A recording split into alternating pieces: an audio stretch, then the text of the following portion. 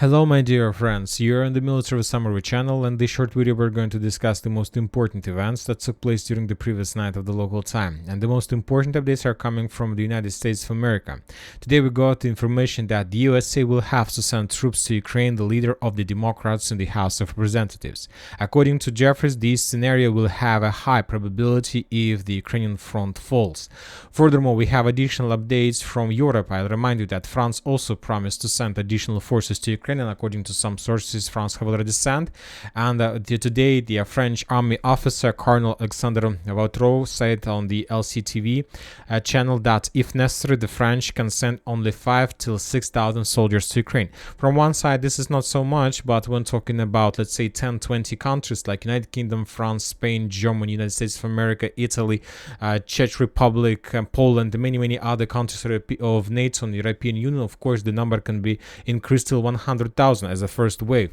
Furthermore, today the Xi Jinping arrived in China and he had a negotiation with Macron. They were most likely talking about the Ukraine conflict as well, and Xi Jinping said that China intends to work with France and the entire international community to find ways to resolve the Ukrainian crisis. Poland also stated that only China can force Putin to end the war in Ukraine. Polish Foreign Minister Radoslaw Sikorski. There is no shortage of the potential mediators. Turkey, the United Nations, China could actually force Putin to end this war. So they don't see European countries that the war also can be stopped if they stop as well.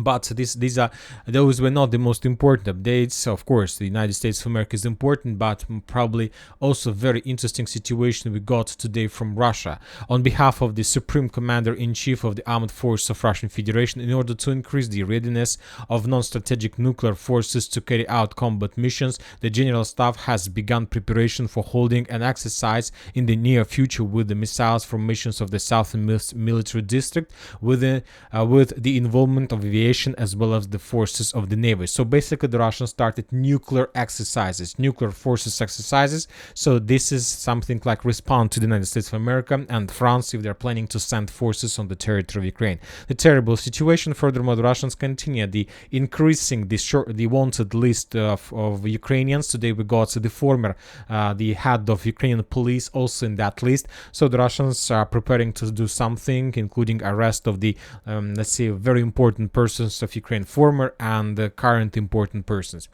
Now let's move to the situation on the ground, because we have lots of very interesting updates from the territory from Ukraine as well. The sources reported that Ukrainians are going to receive 100 kilometers rounds in the very near future, artillery rounds. So currently this is the biggest, the rounds that has the biggest range, and Ukrainians are going to receive them. Currently we don't know for sure when exactly this is going to happen, but probably with the entrance of France, of probably United States forces. Furthermore, during the previous night, according to the local sources, there were 2 explosions in the town by the name of Vyshgorod into the north of Kiev. Currently, it's unknown what exactly was damaged by the Russians, but most likely the Russians destroyed another headquarters of the concentration of, let's say, foreign forces or something like this. Now let's move to the situation on the ground. We have a lot of very interesting updates, and the most important updates are coming these days, usually from Donetsk, Avdiivka direction. The Russians published the video of the movements of the turtle tank. This is the turtle tank from the very close view, very, let's say, armored with significant number of additional, let's say, armor, munition. So this is the thing that Ukrainians still haven't found the solution how to destroy. And the same tank, but from another, let's say, from another view. This is the first-person view. As you can see, the same tank, the same direction. So the Russians start using this type of weapon recently in Masaya with the purpose to break through the Ukrainian defense belt. Now let's move to the situation on the ground. We have few interesting reports. The Russians continue advancing in Pervomayskaya artillery pocket. According to different mappers, the Russians establish additional control over the fields. Furthermore, according to information we have, the Russians managed to improve their positions in Nitailova, and the Russians captured the high-rise building area. This one, the school, and different things, different buildings and so on, and the Russians got as close as possible to the main supply road. Furthermore, we have additional updates from the fields between Novosylovka, Persha, Umanska. According to information we have, according to different mappers, the Russians managed to improve their positions in the fields. So most of the fields are already in the Russian control, but according to the Russian sources, the Russians either managed to enter Novopokrovska as well and managed to dig in deeper in the first building. So this information we receive according to the Russian sources, yet we haven't received any geolocations or any video confirmations of that.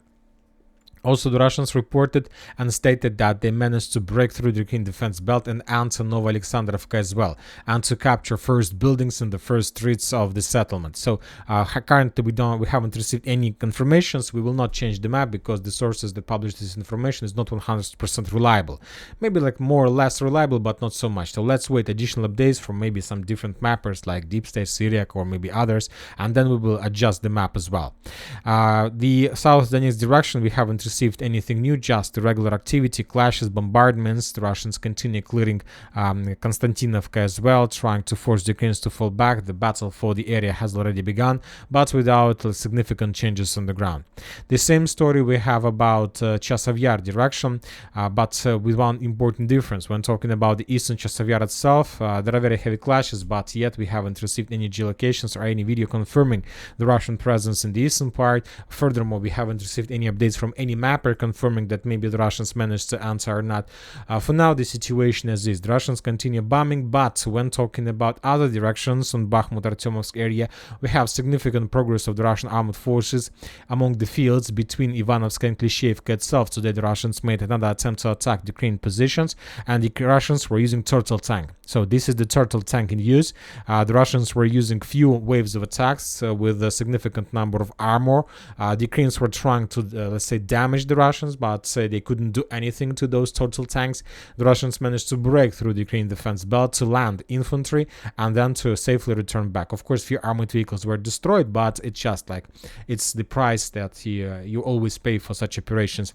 So anyway, if we summarize everything, this is approximately the territory that the Russians managed to establish control over, and the Russians reach, let's say, to the outskirts and the next defense belt of armed forces of Ukraine, and we are talking about this rich network of fortifications that Ukrainians managed to create during the previous months. So now the Russians are about to start fighting for this area, and of course for the trenches and tree lines that located a little bit to the west, further to the west. So these areas will be under Russian attack during the next few days, and the Russians, as you can see, are trying to encircle the Ukrainians in Klishevka, or at least to force them to fall back.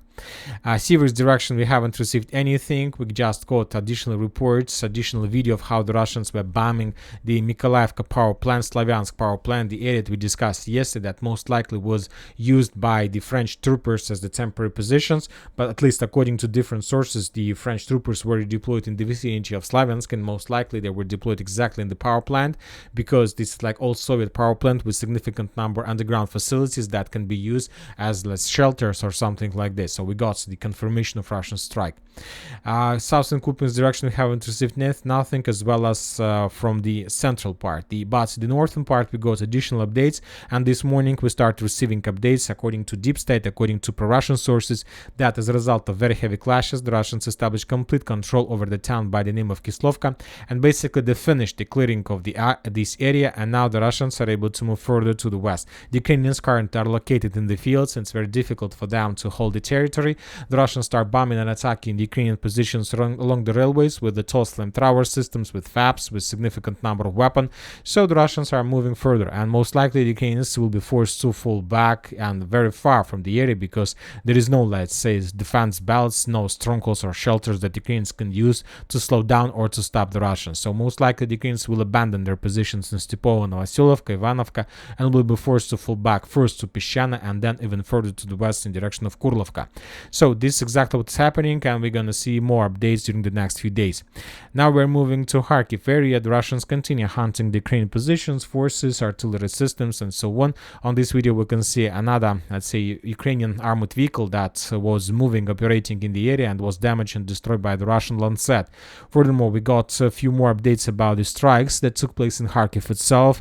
Another few additional, let's say, facilities were damaged and destroyed by the Russians, which most likely the Ukrainians were using for production of drones or missiles or something like this.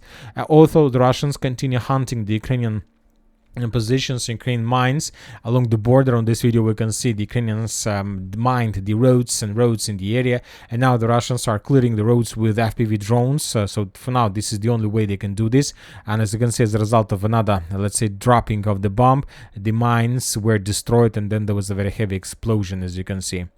So this is it. So the Russians are clearing the roads before the further operation. So obviously this operation is going to start very soon. And that's it for the short video. Military Summary channel reminds we condemn any violence in the world. Thank you for watching. Subscribe to my channel, put your likes, join my Patreon, and have a good day. Bye bye.